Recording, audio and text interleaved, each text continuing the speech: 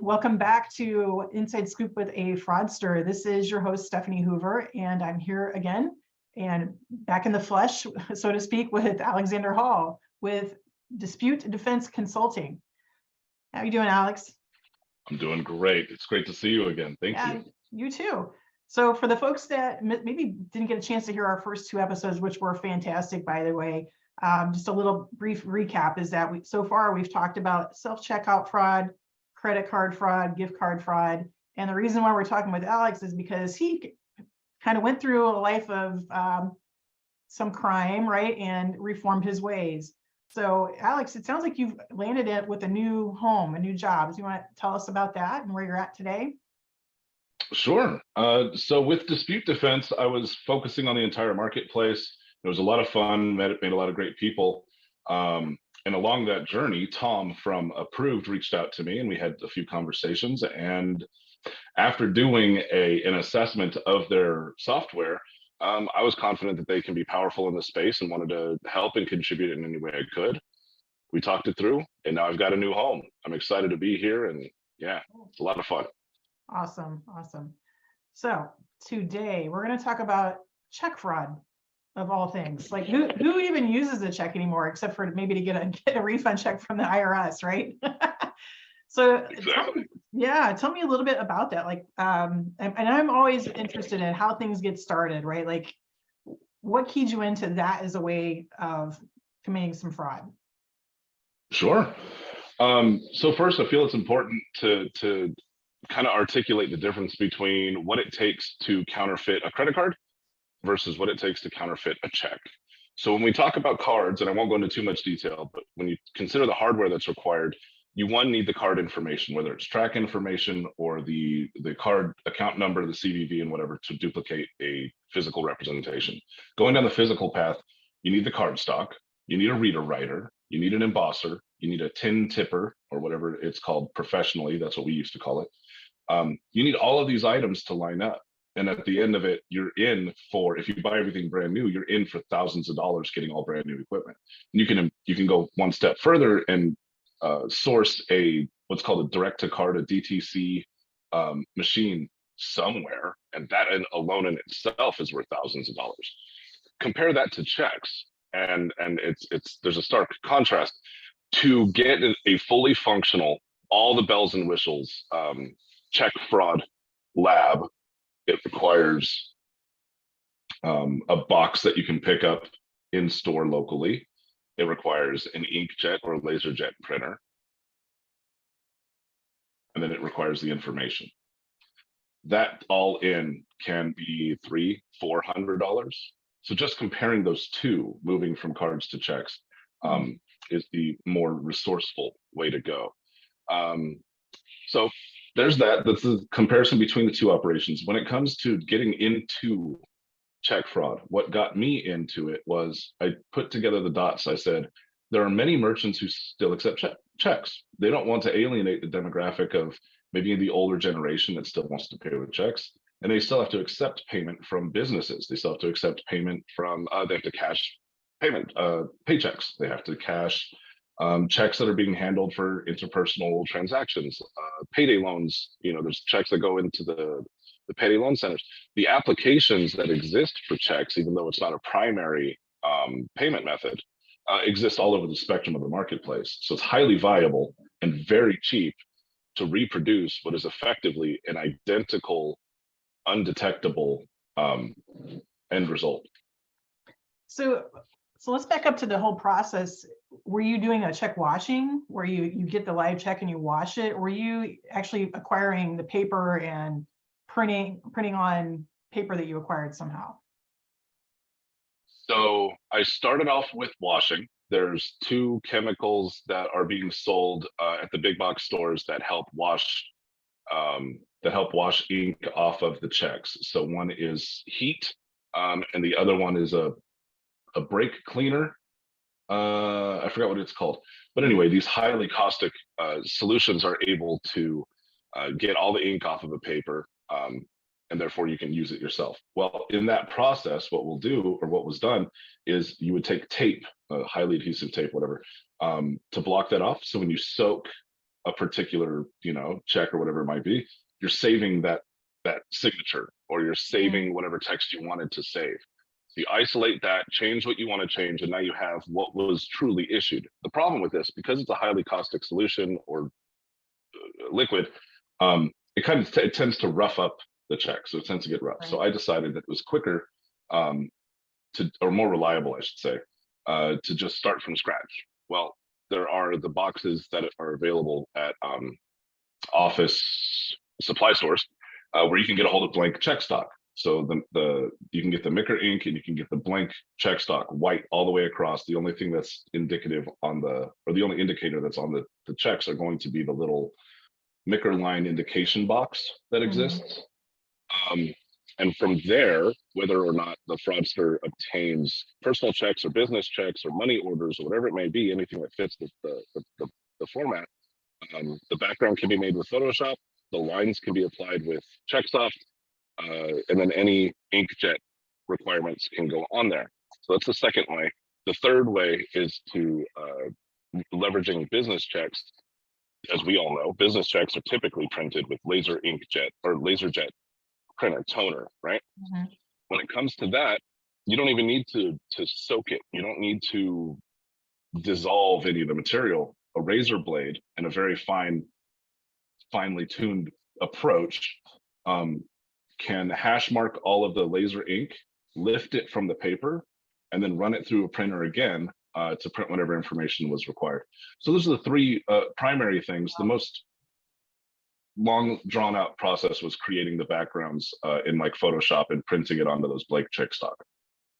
So you'd look at the original check and sort of like take a file or a snapshot of that and use it as your template when you recreated it after it was washed. Yes. Yeah. Okay. Scan it with a high DPI, plug it into Photoshop, identify where the template is, copy it across, and get as high resolution as possible so that it's as crisp and clean as possible. The process could take hours, but as we're all aware, a lot of checks are identical. So we see the same background many times. So once it's been made, it gets saved as a stock file. Yeah. So how do you know that you've got a good account? So that's actually really interesting. There's a method that I speak to today when I'm speaking to financial institutions. It's called third-party ATOs. And to answer your question, one element of that method is to access the transaction history.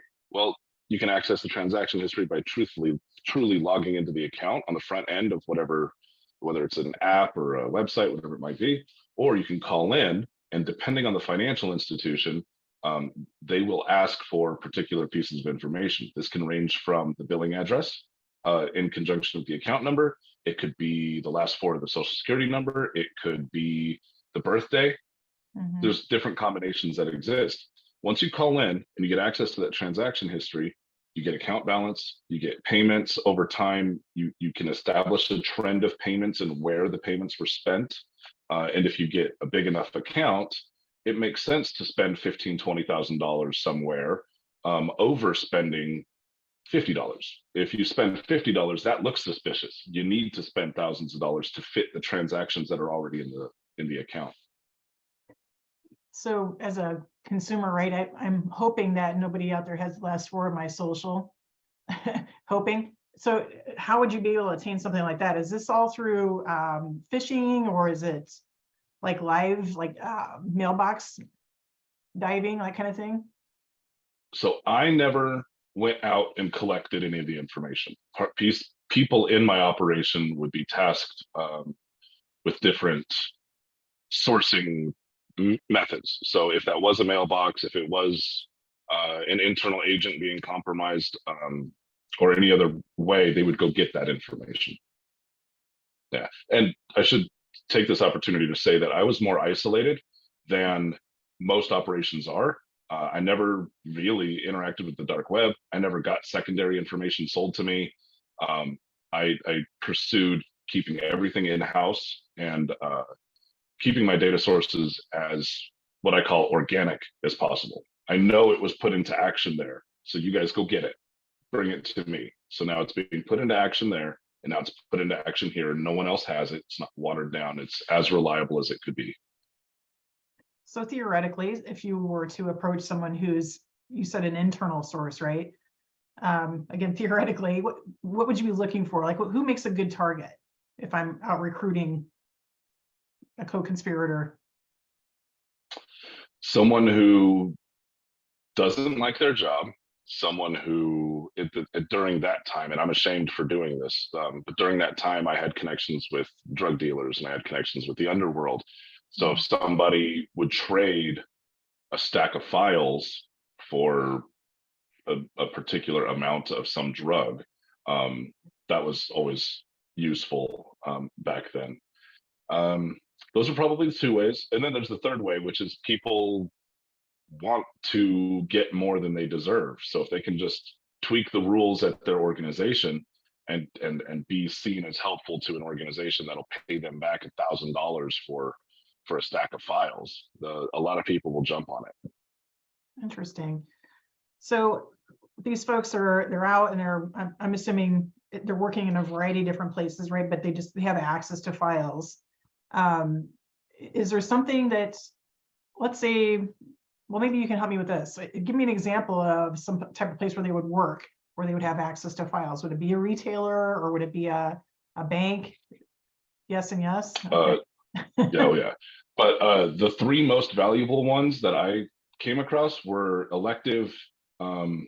What would they be considered? Doctors' offices for elective procedures. So like, like orthodontics or plastic surgery or endocrinology, I think is the other one. No, not rhinoplasty. I think that's the one I was going for. All these elective services that aren't, necessarily life-saving. They're more elective. So those people typically have good accounts and good credit and good money sitting around.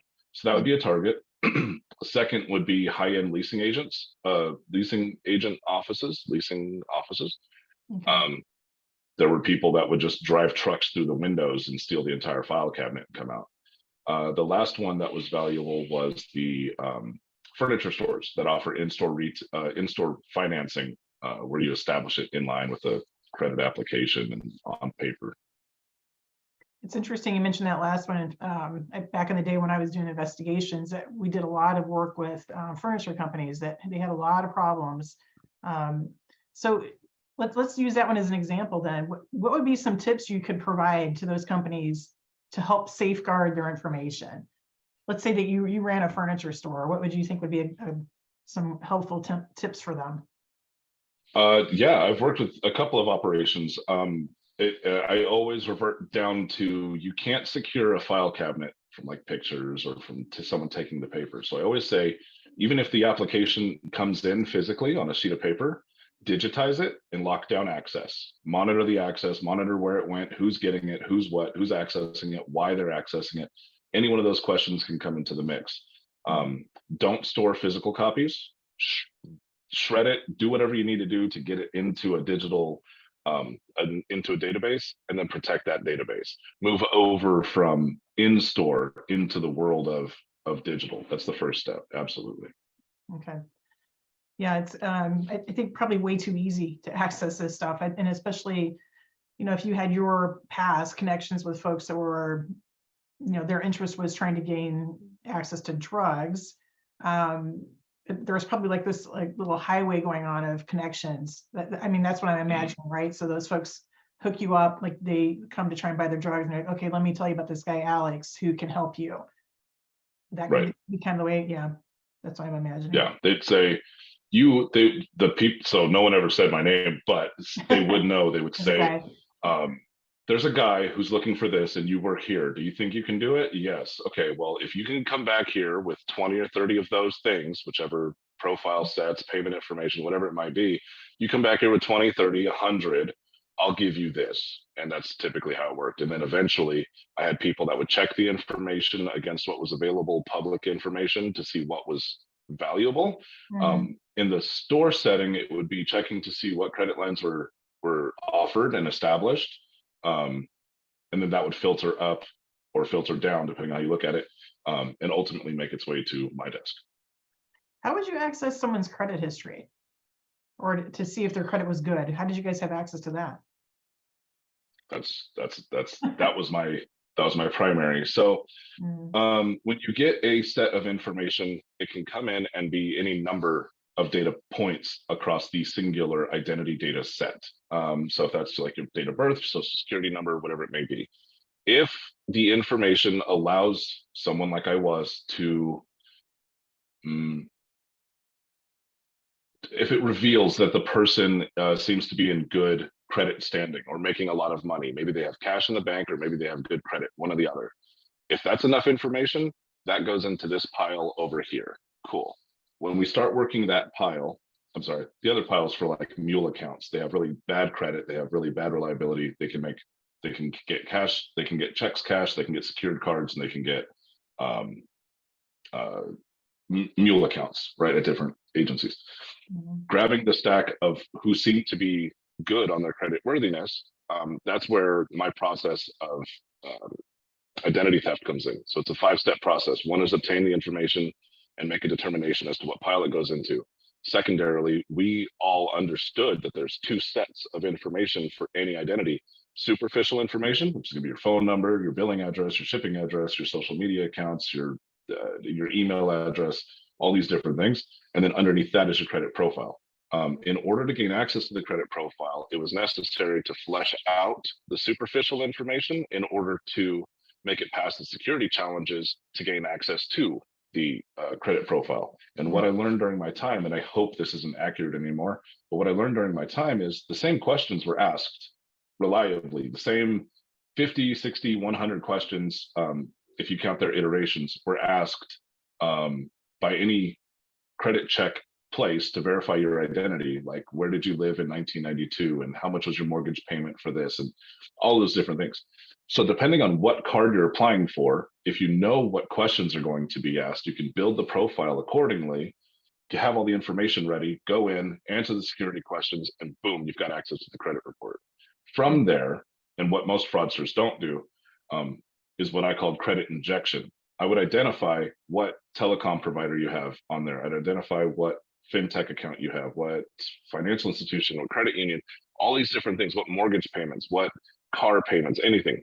I would identify what was represented on the credit report, and I would associate a new one. So if you're with telecom company A and it's represented on your credit report, I'll go make an account with this identity at the telecom provider B. And now the information that I put is being injected into the credit report and the credit profile and is seen as reliable information. But I own that second phone that's now represented on the credit profile.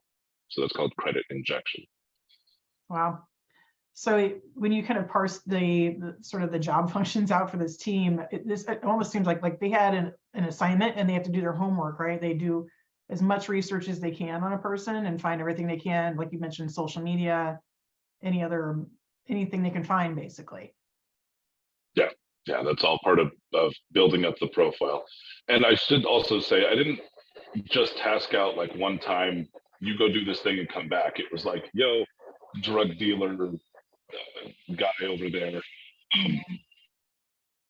keep your eyes open for this. If you see any opportunities, I'll make it worth your while. And then it just ran on autopilot. And every time there was a batch out to me, I reimbursed, and that was it. Yeah. Okay. Wow. So backing up to the checks, right? So we talked about the different ways that you either created them or washed them. So I'm picturing the check then makes its way eventually into, and you've got a good account, you verified all that. It makes its way out into the world. Let's talk about, so if I'm the person trying to present that check, who's gonna be my target? Like, where am I gonna try and spend that check at? So am I allowed to say names of companies? I probably should stay away from that. Okay, let's consider one of the biggest brands that we're all familiar with. Let's just keep it like that. Okay. A check can be used for cashing, for deposits, for MoneyGram deposits, for and for payment. Yes. And then in addition to that, payroll comes out of that company, vendor payments come out of that company, and then of course someone has to pay the telephone bill, and all these. So checks are just flowing into and out of this organization is the point that I'm looking to make. When it boils down to it, 99% of the checks that I presented weren't even scrutinized for their accuracy by visual inspection. They had to be visually, accurate in order to run through the carousel. But as Mhm. soon as that thing makes it through the Micker ink, and as long as it lines up through Certegy and check systems, which I made sure of, I would only take it to places that the transaction history supported. It seems like a trustworthy expenditure. It makes sense, and it goes. The unfortunate thing that I want to say is that a counterfeit check, if done correctly, there is no way to discern it from a legitimate check. You can meet every requirement of those security features. Right. Especially if you have somebody who's really taking their time to do a really nice job on that check when they're creating it. It sounds like it's gonna be really tough. I was picturing the hashing with the razor. Like maybe there might look a little off, but if you've done enough of them, I'm sure you're gonna get really good at it over time. Yeah. And it's a legitimate account, right? So how would a retailer, like, let's say somebody came in to use that, is there anything they can do to fight that? I make it my job to come up with ways to combat what I used to do. And when it comes to check fraud, I can't think of anything that would stop it. And that's that. I don't like saying that. It stinks, but Yeah. the problem is, if we think about the process, a fraudster using a stolen check walks up and they say, "Hey, here's my check. Here's this ID that Mhm. it's paying to. Cash the check for me, run it through for payment, whatever it might be." That Micker line gets read and it shoots out. There's no opportunities to collect data. And we could technically profile based on behavioral stuff in person, but that's not going to play over too well if you do that to everybody. Right. I'm very sorry, and I wish I could come up with something, but yeah, I Yeah. haven't come up with anything yet. So again, flashing back to my old days, trying to run down check fraud, I think where the fraudsters we ran into where they screwed up was they kept using the same name over and over. Like they knew that they had a good ID, that nobody had questioned it, so they got kind of lazy. So we were able to track them down that way. But if you're smart, a smart fraudster, you're going to continually change accounts, change IDs, so it becomes very difficult to track. Absolutely. Well, go to work on that one, please, for our audience. But I like that you're making us aware, and I hope folks out there will dig into it a little bit more and see that there probably is a big problem under the water they don't know about. Absolutely. And you brought up a really good point. I don't represent the vast majority of fraudsters out there. They do exactly what you just said. I got this thing to run once, do it 1,000 times the exact same way. That way we can identify their failing points. And as you said, maybe it's coming from the same account. Maybe it's going to the same person. Maybe it's the same person coming in with 5 different IDs. Maybe it's the same check stock represented that you've never seen before. And you can identify it by seeing the same check stock across 10, 12 checks, all from, incrementally cashing higher value checks. And they don't look like they all have something in common. Again, I want to stay away from like the profile identity, but fraudsters look like fraudsters when they're sending out their minions, right? The minions look like minions, at least in my experience. Yeah. Well, we lost our connectivity there for a second. Oh, are we good? Yep, you're back now. Okay. The last thing you said was fraudsters look like fraudsters. In my experience, fraudsters look like fraudsters. They don't keep themselves up. They're not very now. The high level guys, yes, they're walking around in suits because they feel like they've earned it. But they have to spread out the operation. They can't be the same face doing all these different things, and they can't use the same ID doing all of these things. So they have to spread it out. And the people that are willing to do this low level cash checking purchases, whatever it might be, they typically look pretty messy. So if you keep your eyes open, you can identify those operations. Yes. Right. That's actually a really good segue. So after our last 2 podcasts, we put out a call for questions from people. And you mentioned fraudsters getting lazy. And one of the questions we had was, why were you never caught? and you and I have talked about this, and I know the answer, but maybe share with the audience why you were never caught. So one is I didn't want to be any of the types of people like we just described. The same method, ran the same way with a different name, a different check, a different card. Never wanted to do that. It was part of my operation to find out a method that worked at one touch point using one type of method, using one type of person, run it through. I said, cool, I know that one now. So I'd write down how I did it. Not really, but take a note, shove it in a drawer somewhere and go find another one somewhere else. And then, I got that one to go through. That's cool. And then put that in my desk and just keep exploring. So in all reality,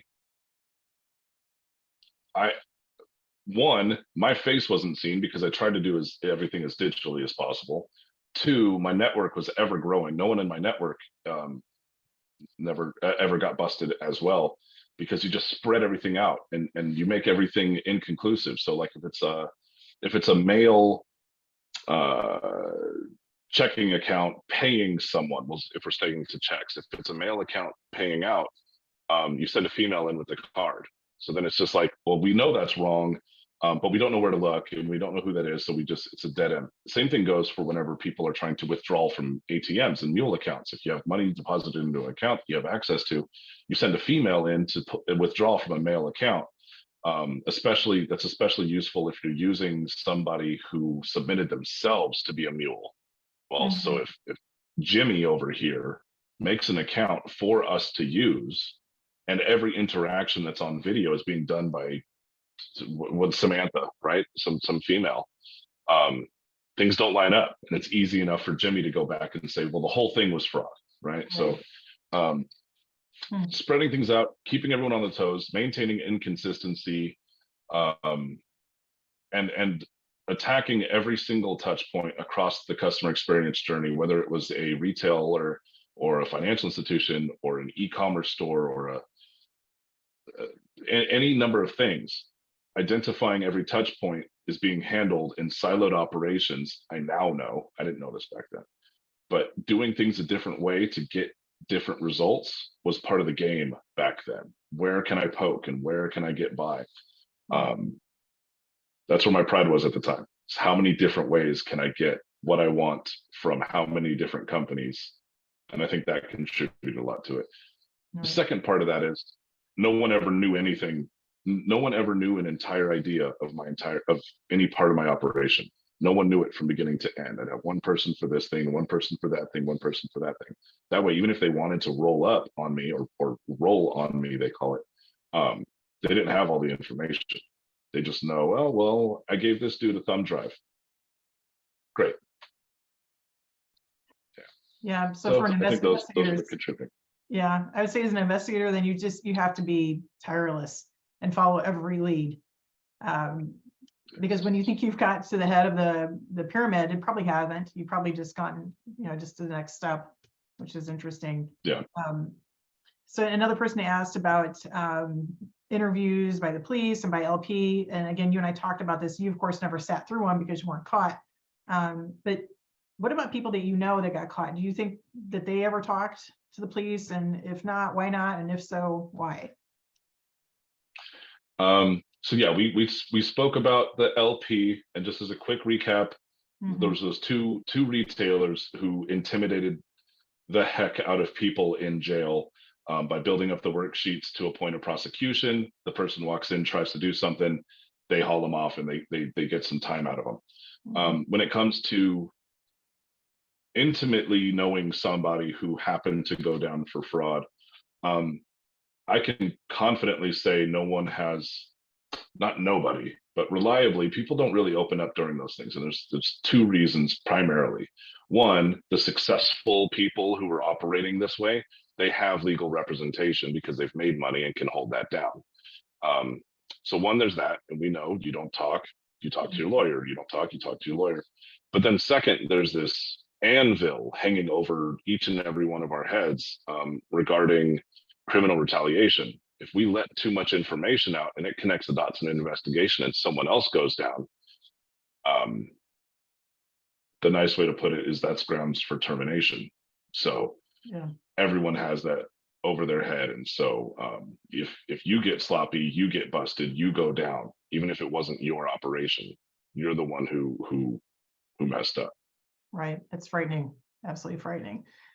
Yeah. So I think there's plenty of motivation for people not to talk to LP, police, and it's, but I can tell you, I don't remember the last person that I apprehended and had arrested where they had a lawyer on retainer. So to me, that would be a red flag. If I'm an investigator and the person I just caught and sent through the system has a lawyer on retainer, there might be something else to look into there. Dig a little deeper, maybe. Yeah, for sure. Okay, awesome. Well, I think we've come to our time, and this has been fantastic conversation as usual. So what I'd like to do is encourage people again to send in questions, and we'll post the email address where they can send in their questions when we post our podcast. But thank you again, Alex. Appreciate your time, and we'll talk again soon. Thank you, Stephanie. Have a good one, everybody.